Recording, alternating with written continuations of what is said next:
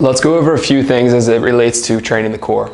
Functionally, your core is this entire area, your abdominals, your obliques, your lower back, arguably everything from your shoulders all the way down to your hips. And functionally, it serves more to stabilize and offset forces and transfer forces from your hip to your shoulder.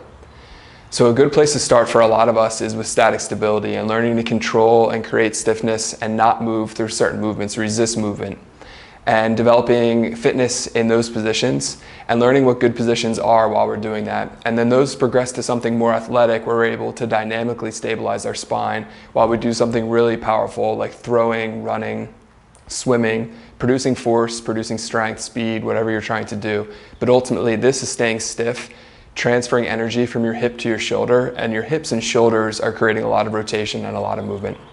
So a good starting place for a lot of people is with our plank positions. And I just wanted to go over a few things to take a look at and to consider, and some common mistakes that you might see. So a really common exercise is the plank. We're all familiar with it. And typically we start somewhere down on the elbows.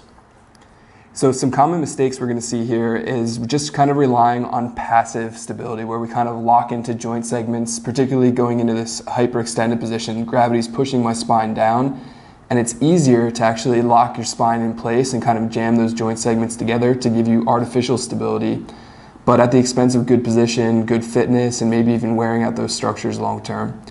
So when we're in this position, what you really want to think about is keeping your head, your ribs, and your pelvis all in a line. My elbows are stacked right underneath my shoulders. Good idea to start with a nice wide base with the feet at first to offset some of those rotational demands. But we really just want to get everything stacked and be more engaged and create some muscular tension when we're in that position. Once we've established good position and you've learned to actively brace and engage in that position, what you're going to find is it's actually a really challenging movement. And we want to think more intensity and less volume. So we're going to do some shorter durations. A lot of the research is suggesting 10-second holds, 20-second holds, rather than these long durations that the planks was historically associated with. We're just finding that that creates a lot of ischemia, it cuts off blood flow, and you might not be getting the same benefit that you thought. Also, you're going to get very strong at this very quickly, and then there's going to be a diminishing benefit from it because there's not a lot of external load. So we want to think about making it harder in other ways and ultimately more dynamic, more athletic, and get you up on your feet and using your core to do the activities that you really want to perform in. So let's go over a plank that I like to start a lot of my clients and athletes with. We're going to go down onto the mat with our forearms horizontal, parallel. Elbows are under our shoulders for the most part, palms are engaged with the floor, and we're going to go with a really wide base with our feet to start here to offset a lot of the rotational demands. I'm going to take the foam roller and I'm going to place it on my lower back. And then once I've established a good position, I'm going to alternate lifting one arm off the floor, just enough to slide a piece of paper under that arm. And while I do it, I want to think about resisting any movement, any leaning, rotation, or weight shifting. So now we're taking one limb away, we're making this less stable, and we're adding a significant amount of intensity to your typical plank. So it's a really great way and a safe and low-level application to really increase the intensity of a plank, and I think you'll find how challenging it is immediately and how full body and integrated it is when you start to take away those limbs, challenge the stability of it, but really focus on balancing something on your back and maintaining position the entire time. It's really easy to just kind of slop through that and rock side to side and not get a lot out of it and think that it's a lot of an easier exercise than it really is. So from there we could get a little bit more dynamic. So we're going to go into the same position. Forearms are parallel, horizontal, palms are down. We're going to go really wide with the feet here. And then we're going to add some rotation and some movement. So we're going to roll into a side plank.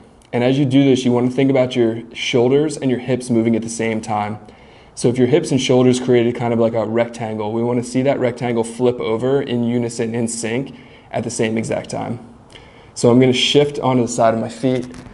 I'm going to roll my hips and shoulders nice and square, and then I'm going to turn and come back and alternate sides. So as you'll notice as I go through this, my spine is not rotating. I'm rotating through my hips and shoulders. The four corners of my hips and shoulders move in sync and at the same time. And there's no twisting or rotating in my spine. My core stays stable while I move through So those are just a couple of things you can think about with your core stability training. Ultimately, you want this to be very reflexive, subconscious when you're doing your larger, gross athletic movement patterns. We want to fill in some of the functional gaps with these initial movements down on the floor, but we really ultimately want to get up on the floor and doing our more athletic things, the things that are going to give us a bigger return on our fitness and some of our athletic goals.